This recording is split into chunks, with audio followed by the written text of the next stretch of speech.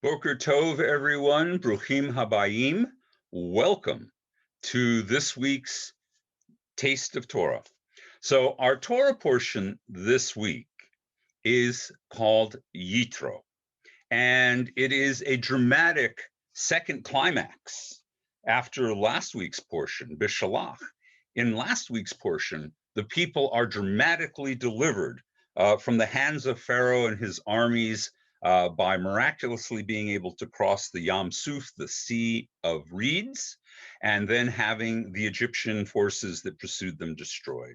It culminates in a song. We talked about that, and it's just incredibly awesome. But the awesomeness is not done, because in this week's portion, we're going to find ourselves at the foot of Mount Sinai. And there we are going to receive the covenant that God has created for us, that he has been waiting to give us.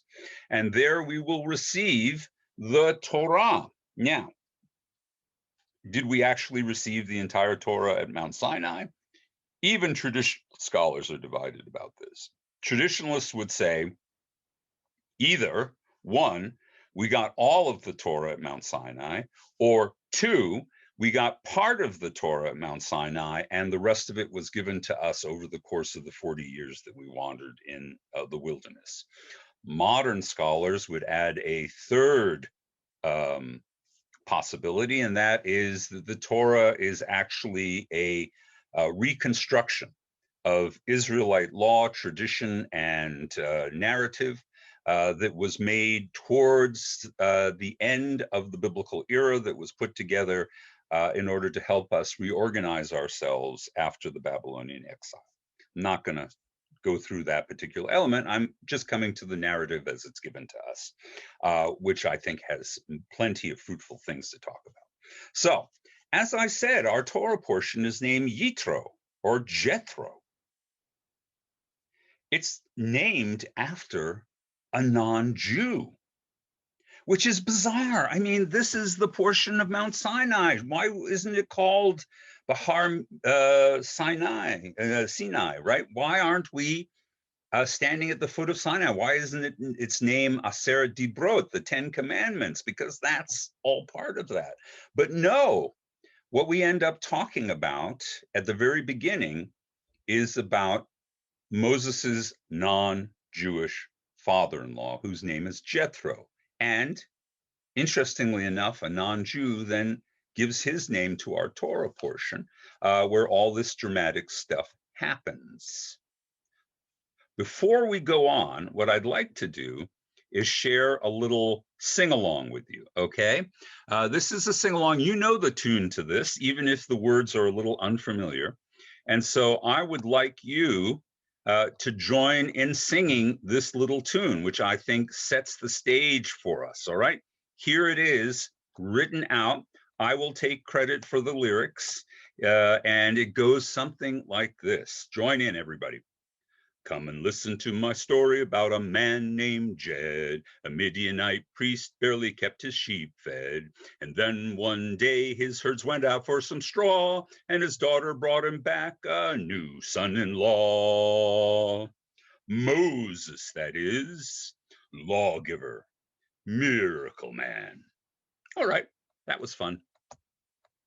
So I'm going to stop our screen share.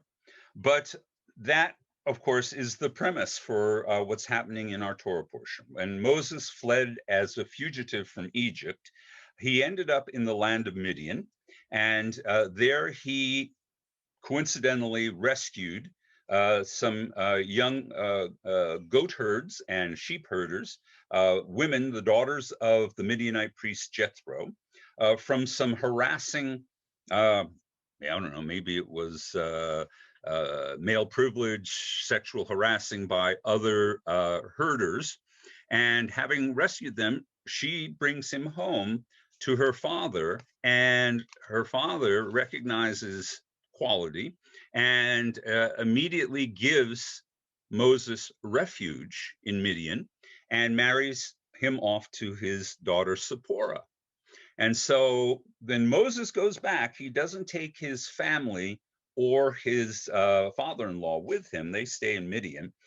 He fights the battles of God, the Milchamot Adonai, and he brings the people out. And now, at the beginning of our Torah portion, Jethro shows up at the Israelite camp with his daughter, with Moses's wife and child, and he immediately gets immersed in the conflicts and struggles of this, what is still basically a refugee mob. All right. Now, how our Torah portion opens up is that Jethro shows up. He is very excited to be there. Moses welcomes him with open arms. And then he does something that up to this point, no Israelite has actually done. He blesses God for delivering the Israelite people. That is, the non-Israelite priest offers a blessing. He says, literally, in the opening of our Torah portion, "Blessed is the Eternal who delivered you from the Egyptians and Pharaoh." Wow. All right. And that actually is the beginning formula for what we now know as Baruch Atah Adonai. Who knew that that has its roots in the words of someone who wasn't even an Israelite, wasn't Jewish, and now it is the most Jewish of all phrases. But it gets better, all right? Because Jethro shows up, he observes Moses leading this mob, and he sees the problem that Moses is having, which is he's got all of these tribes, clans, families, individuals coming to him directly to solve all their problems, to resolve all their disputes, to fix everything. And immediately Jethro recognizes that this makes no sense.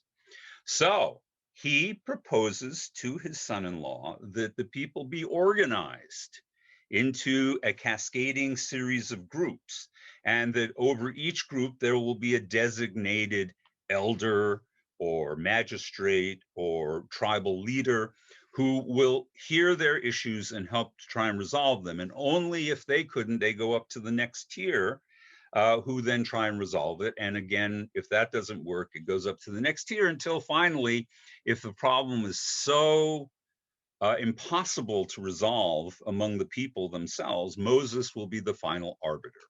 It's not so different from the federal court system that we have today.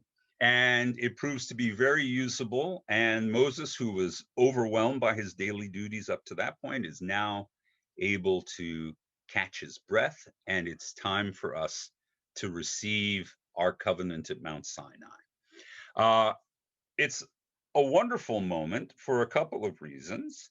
And I want to talk about what I take to be the two important lessons from this particular episode before we even get our commandments. The first is to understand that from the very beginning, Judaism is not really and has not been a theocracy. Of course, a theocracy is a system where presumably God rules all, or, as is most often the case, representatives of God are the government. All right. And that's a true theocracy. And people often speak of the Israelite experience as a theocracy, but that's not really accurate.